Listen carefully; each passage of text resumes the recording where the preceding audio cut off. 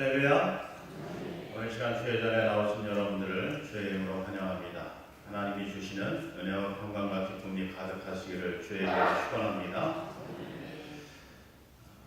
일주일 전에 모 일간지의 컬럼니스트 한 분이 스승은 왜 마당만 쓰게 했을까라고 하는 제목으로 글을 쓰셨습니다. 요즘에 우리 언론 지상을 달구고 있는 버닝썬이라고 하는 사태를 통해서 연예인들의 일탈 행위가 보도되면서 왜 이런 일이 일어날까라고 하는 것들을 생각하면서 글을 쓴 것인데, 그 이유를 이제 이분 나름대로 이렇게 정리를 합니다.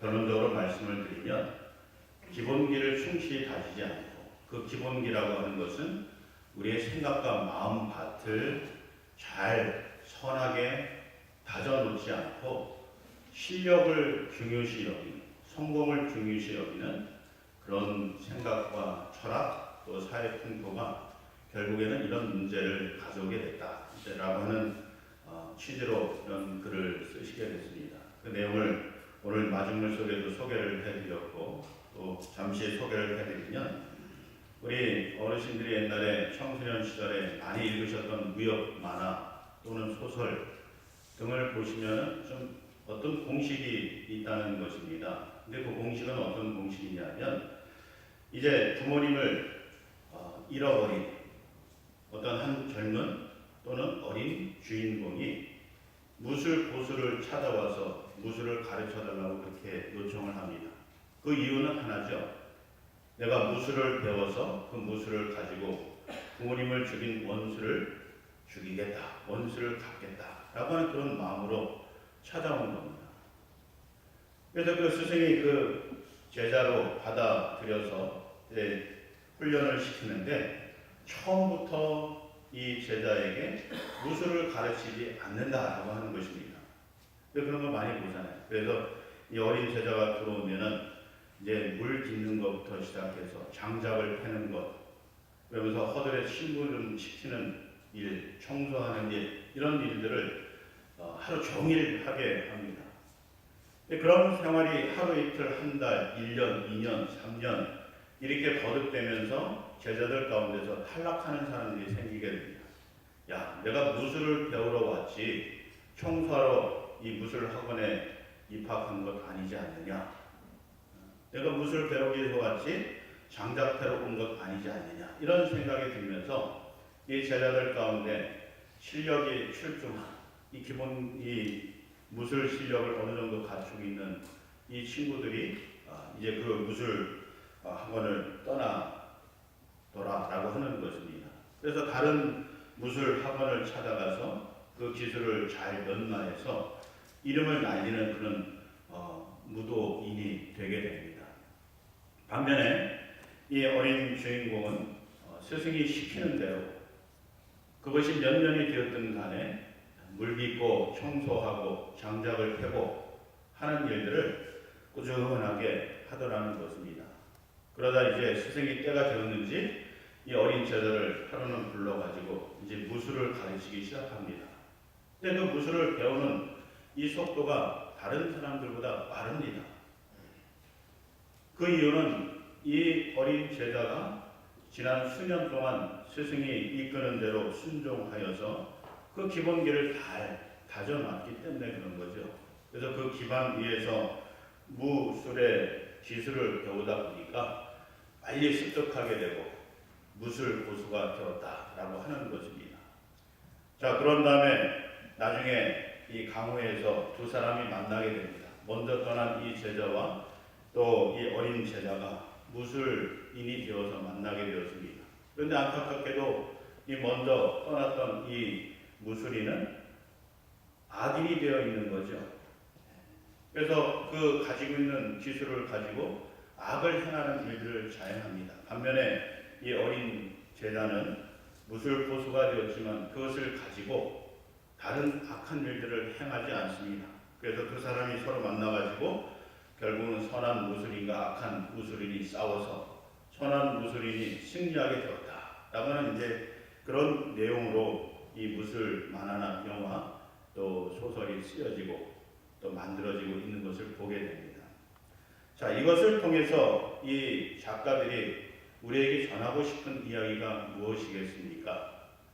기술을 중시 여기기보다는 그것을 잘 사용할 수 있는 마음밭을 가꾸는 것이 중요하다라고 하는 것을 우리에게 가르쳐주기 위해서 그런 것이죠. 여러분, 이 마중물에도 실려있듯이 이 사태로 인해서 연예인들의 일탈 행위가 보도되어지면서 또 한편으로 주목을 받고 있는 사람들이 있습니다. 우리나라의 두 거대 연예 기획사의 대표인데 한 명은 P 대표, 한 명은 Y 대표이죠. 근데 이 두 사람이 이 연예인들을 발굴하는 데 있어서 나름대로 인재 철학이 있다라고 하는 것입니다. 이 P 대표는 아무리 노래를 잘하고 춤을 잘 춰도 건강하지 않으면 함께 일하기 싫다라고 이야기를 합니다. 그런 친구들의 꿈을 내가 왜 굳이 이루어져야 하는지 모르겠고 돈을 버는 것 이상으로 가정이 행복한 게 좋다라고 말하면서 능력과 자질이 없는 친구들을 뽑을 수는 없지만 재능이 특출하지 않더라도 상대를 배려하고 팀워크를 잘 이루어서 결과를 만들어내는 사람을 선호한다. 그렇게 이야기합니다. 한마디로 말해서 이 P 대표는 사람을 뽑을 때는 기본기, 즉 인간성이 좋은 사람을 먼저 뽑는다라고 하는 것이죠. 반면에 Y 대표는 착한 사람이 좋다지만 나는 반대다. 우선순위를 두자고 한다면 첫 번째는 재능 있는 사람, 두 번째는 열심히 하는 사람, 세 번째는 착한 사람 순이다 라고 이야기합니다. 이 Y 대표는 기본 마음 바탕보다는 실력이나 재능을 더 우선시 여긴다라고 하는 것이죠. 그런데 여러분, 결과는요. 최근 수년 동안 이 문제를 일으킨 연예인들 다수가 이 Y 대표가 운영하는 기획사 출신들이라고 하는 것입니다. 실력과 재능을 중시 여기고 그 마음가짐이 어떻든 간에 실력이 출중하면 연예인으로 키워냈던 그들이 나중에 결국에는 일탈 행위를 보이더라라고 하는 것이죠. 그래서 이런 연예인이나 유명인들을 보면서 그들의 일탈 행위가 보도될 때마다 사람들이 공통적으로 하시는 이야기가 무엇입니까? 먼저 인간이 되라라고 하는 것입니다. 그 마음밭을 기경하고 선한 마음을 가지고 그 위에다가 재능과 실력을 쌓아갈 때 그것을 가지고 올바른 삶을 살아가고 유익한 삶을 살 수 있다라고 하는 것이죠. 여러분이 무술 만화에서 왜 이 스승이 어린 제자에게 수년 동안 이 허드렛 일들을 시켰을까요? 물론 이 물지개를 쥐고 돌다리를 건너가면서 균형 잡힌 체력을 키워주기 위해서 그런 훈련을 시켰다는 거예요. 뿐만 아니라 여러분 이 장작을 패는 일이 우스운 일처럼 보이지만 그 정확성과 집중력, 그 다음에 타격력 이런 것들을 키워주기 위해서 장작 패기를 수년 동안 시켰다는 거죠. 근데 그보다도 더 중요한 것은 이 어린 제자의 마음속에는 무엇이 있었습니까? 부모를 죽인 원수에 대한 증오심이 가득 차 있었다. 그런 가운데 아무리 무술을 좋은 기술을 가르쳐 준다고 할지라도 그것을 가지고 나중에 이 어린 제자가 그것을 어떻게 사용하느냐에 따라서 삶이 달라지고 결과가 달라진다는 거죠. 앞서서 이 무술을 빨리 배워서 자기 하고 싶은 일, 원수 갚는 일을 하기 위해서 떠났던 이 다른 제자의 삶의 결과가 어떠했습니까? 그가 결국에는 그 좋은 재능을 가지고서 악을 행하는데 쓰임을 받지 않았느냐라고 하는 것입니다. 그래서 스승은 그런 사람의 심리와 삶을 알았기 때문에 이 어린 제자로 하여금 수년 동안 그 마음속에서 이 원수를 사라지게 만드는 일을 시작을 해서 마음밭을 기경을 해서 그 위에다 재능을 키워줌으로 말미암아서 훌륭한 무술 고수가 되게 하고 그를 통해서 많은 어려운 자들, 연약한 자들을 돕는 일들을 하는 선한 무술 고수가 되도록 만들었다라고 하는 것입니다. 여러분 이 양대 기획사에서도 어떤 인재 철학을 가지고 사람을 뽑고 키우느냐에 따라서 그 결과가 달라지는 것 또한 우리가 볼 수 있지 않습니까? 정말 이 사람의 기본기, 마음 바탕, 선한 마음, 이것을 중요시 여기면서 그곳에 재능을 키워주는 일을 하였던 이 피 대표는, 또 그 기획사에서는 문제를 일으키는 연예인들이 많지 않았다는 거예요. 반면에 재능과 기술을 중시 여겼던 그런 Y 대표 기획사는 많은 문제를 일으키는 연예인들이 발생하게 되었다라고 하는 것이죠. 그래서 여러분, 우리가 어떤 마음을 가지고, 철학을 가지고, 신앙을 가지고 사람을 키우고 살아가느냐가 우리 인생을 좌지우지하는 그런 결과를 가져온다라고 하는 것을 생각하게 해줍니다. 여러분, 우리 신앙생활도 마찬가지입니다. 우리 신앙의 삶에 있어서도 칭찬받는 그런 신앙인이 되기 위해서는, 또 좋은 신앙의 열매를 맺기 위해서는 우리가 이 어떤 바탕을 가진 신앙의 삶을 살아가야 되느냐라고 하는 것을 마가복음 4장을 통해서 우리에게 말씀해 주고 있습니다. 마가복음 4장에 보면 4가지 땅에 떨어진 씨의 비유를 우리에게 말씀하고 있습니다.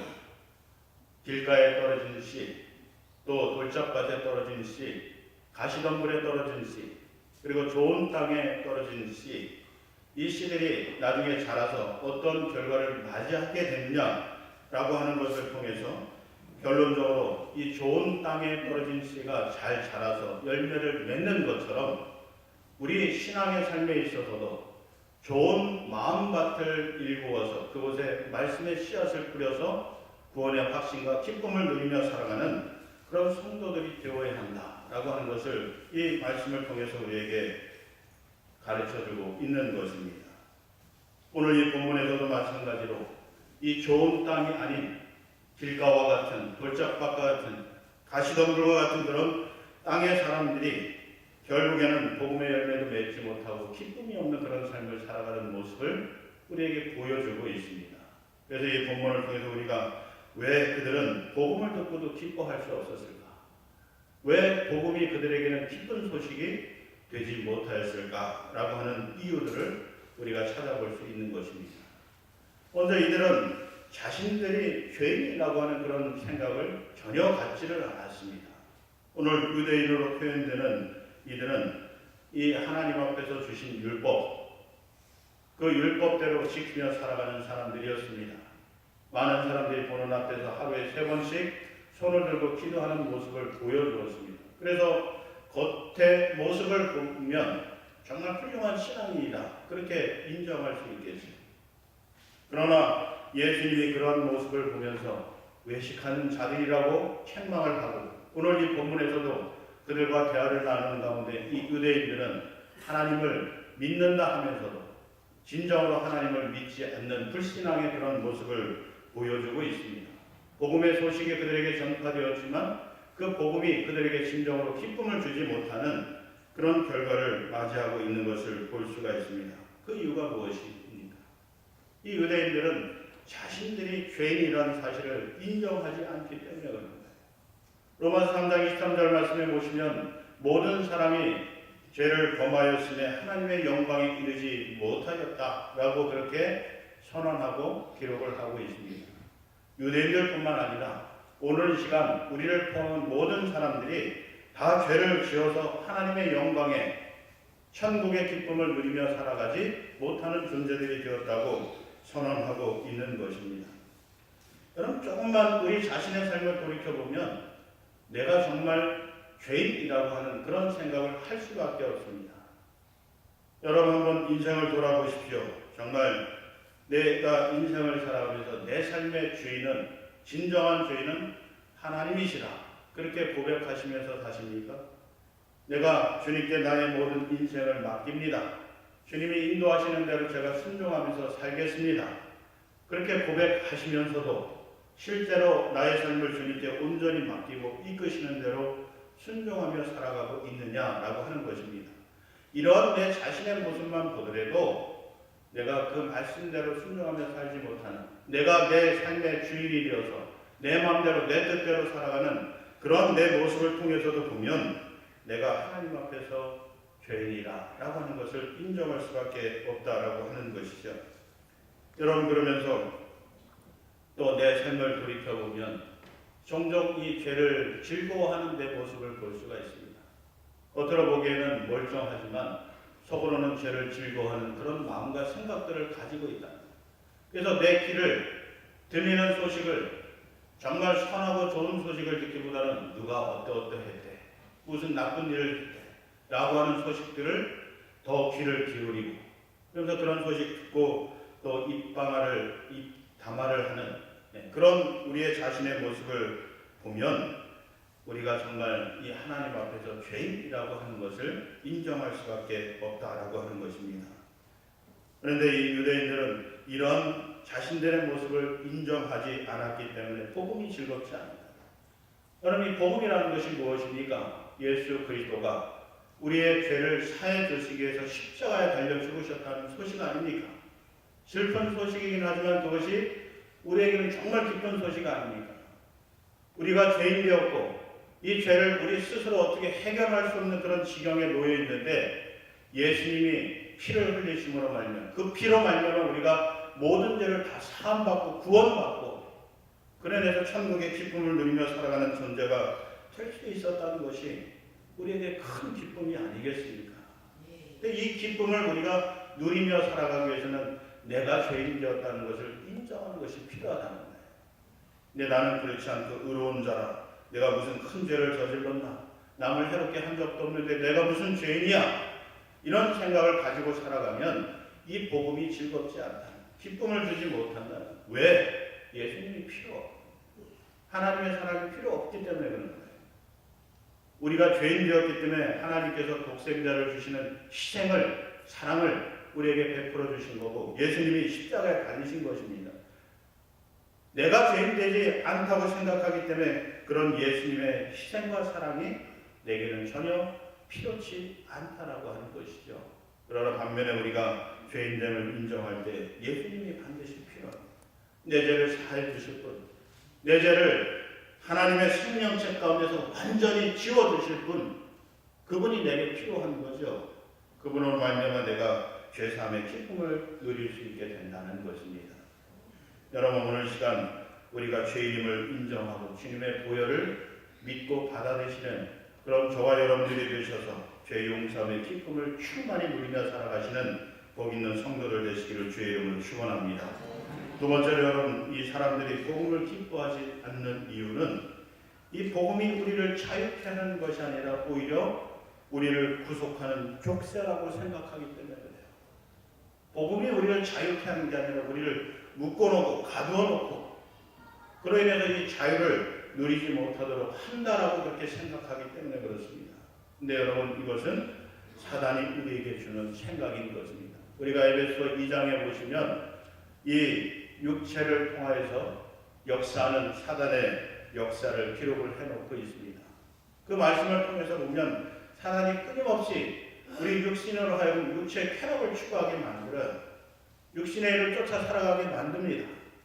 이 세상에 일에 우리의 모든 정신과 영혼을 빼앗겨 살아가는 그런 삶을 만든다라고 하는 것입니다.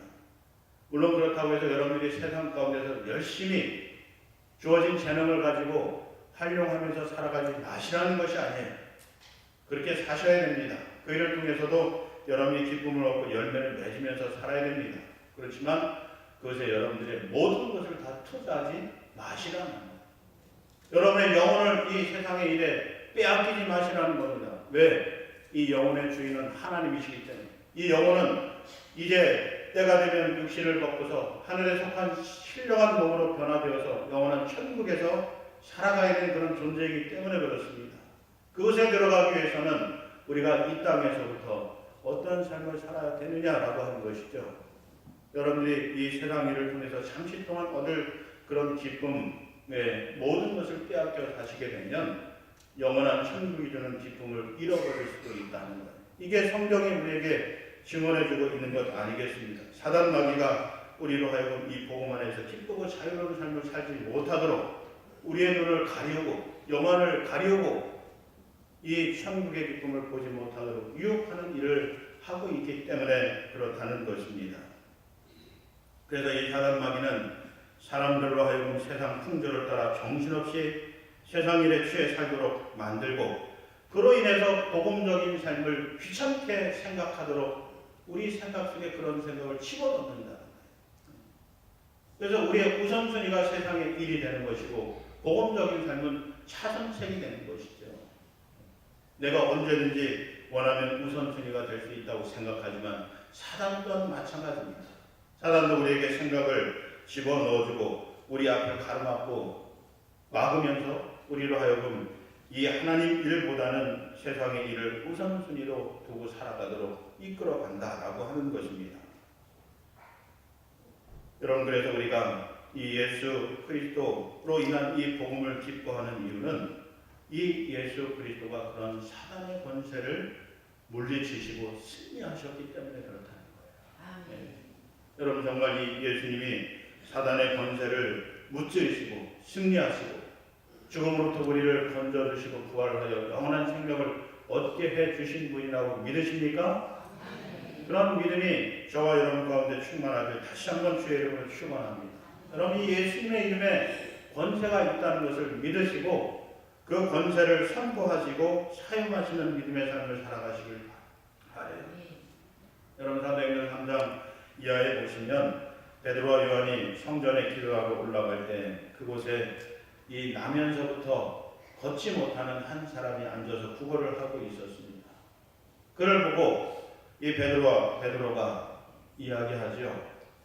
내게 은과 금은 없지만 내게 있는 것을 내게 주노니 나사렛 예수 그리스도의 이름으로 일어나 걸으라 라고 말씀을 줍니다. 그러면서 이 예수의 이름의 권세를 의지해서 일어나 걸으라 라고 하는 이 말을 이 나면서부터 걷지 못하는 자가 듣고 믿고 일어나요. 그리고 걷습니다. 걷는 것뿐만 아니라 뛰어 다니면서 예수 그리스도를 증거하는 그런 삶을 살아가는 것을 사도행전 3장을 통해서 볼 수 있습니다. 여러분, 이것이 성서 시대에만 일어나는 역사가 아니라는 거예요. 오늘 시간도 예수 그리스도가 죽음의 권세를 이기시고 사단 권세를 이기시고 승리하시고 그러면서 놀라운 역사를 우리에게 베풀어 주신 분이라는 것을 우리가 믿으면 우리 가운데도 이런 역사가 일어나게 된다는 거예요. 그래서 예수님이 필요할 때마다 그런 은혜를 부어주신다는 거예요. 정말 일어나야 되는 일로 인해서 그 사람이 살아나고 그로 인하여서 하나님 나라가 전파되어지고 하나님께 영광 돌리는 일이 찬양되어지는 일이 가득하게 된다고 한다면 하나님께서 그를 일으켜 세우신다는 거죠. 여러분, 이것은 예수님의 이름의 권세를 의지해서 선포할 때 우리 가운데 있게 된다는 거예요. 그로 인해서 우리에게 그런 기쁨들이 충만하게 된다라고 하는 것입니다. 그래서 오늘 시간도 이런 예수 이름의 권세를 의지해서 선포하시고 그런 말미암아서 여러분들의 문제가 해결되어지고 기쁨이 충만한 복의 주인공이 되시기를 주의 이름으로 축원합니다. 마지막으로 여러분, 사람들이 복음을 기뻐하지 않는 이유는 예수님이 하나님과 본질상 같으신 분임에도 불구하고 그의 신성을 인정하지 않기 때문에. 이 말씀은 다시 이야기하면 예수님은 하나님과 본질상 같은 신이세요. 하나님이세요. 그럼에도 불구하고 이 유대인들은 그 예수님을 하나님이 창조하신 피조물 우리와 같은 한 사람에 불과하다라고 하는 그런 생각과 믿음을 가지고 있었어요. 예수님의 신성을 부인했다는 것이죠. 그래서 여러분, 이 유대인들에게는 어떤 기쁨이 있습니까? 구원의 기쁨이 없는 것입니다. 영원한 생명, 영생에 대한 그런 기쁨, 이 세상에서 하나님이 주시는 복락의 기쁨들이 없다라고 하는 것입니다. 왜? 예수님의 신성을 부인했기 때문에. 이 유대인들은 예수님을 훌륭한 도덕선생이나 아니면 성인 중에 한 사람 또는 율법 선생 중에 한 사람으로 생각하고 또 믿었지, 하나님과 같은 그런 신이심을 이들은 전혀 믿지를 않았다는, 인정하지 않았다는 것입니다.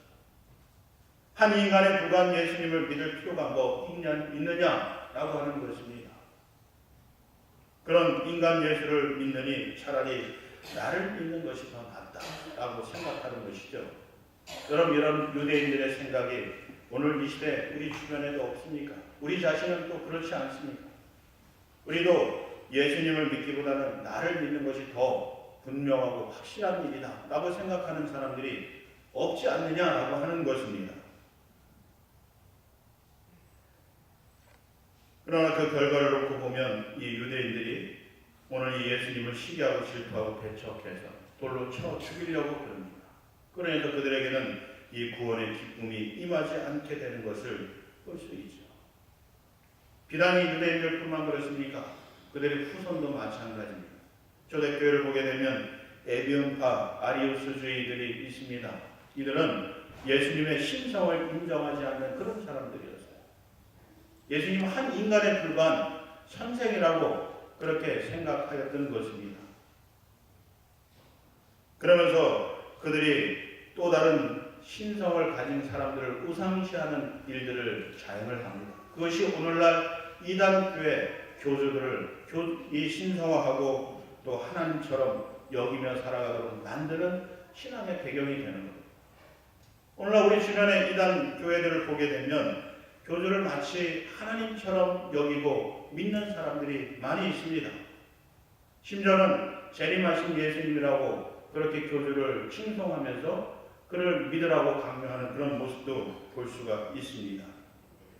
이 모든 것들의 기원이 바로 예수님의 신성을 인정하지 않는 데서부터 시작된 것이라고 하는 것이죠. 그러나 성경을 보게 되면 예수님이 하나님이시고 태초부터 하나님과 함께 계신 분이라고 증거하고 있습니다. 뿐만 아니라 우리가 잘 아는 의심 많은 도마라고 하는 사람은 예수님을 보고 만지고 내가 들은 것 아니면 믿지 않겠다고 고백했던 이 도마라고 하는 사람은 부활하신 예수님을 보면서 이렇게 고백을 합니다. 나의 주님이시요 나의 하나님이시다. 그동안 이 예수님을 인성을 가지신 한 인간에 불과하다고 생각하고 또 한 도덕선생 내지는 율법선생으로 생각하면서 이 도마가 따랐지만 부활하신 예수님을 보고 난 후에는 이제 비로소 하나님이시다 그렇게 고백을 하고 있는 거예요. 또 성경 다른 부분들을 보게 되면 그런 예수님이 하나님이시라 신성을 가지신 분이시라 라고 하는 것을 많은 것을 통해서 보여주십니다.